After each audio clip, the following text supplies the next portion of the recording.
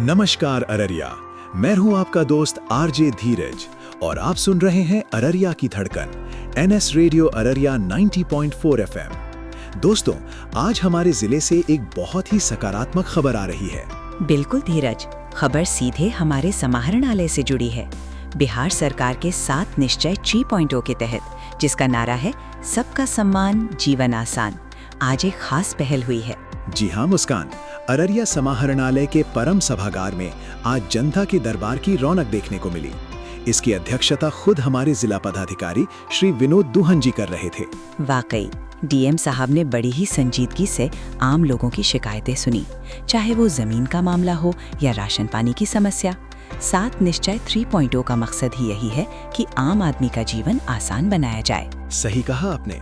प्रशासन का ये कदम दिखाता है कि अररिया अब विकास की नई राह पर है, जहां अधिकारी और जनता सीधे रूबरू हो रहे हैं। और हाँ दोस्तों, कमेंट बॉक्स में लिखकर जरूर बताएं कि आपको ये जानकारी कैसी लगी। आपकी राय हमारे लिए बहुत कीमती है। मैं हूँ आपके दोस्त आरजे मुस्कान और मैं हूँ धीरज। सुनते रहिए एनएस रेडियो अररिया 90.4 एफएम। नमस्कार।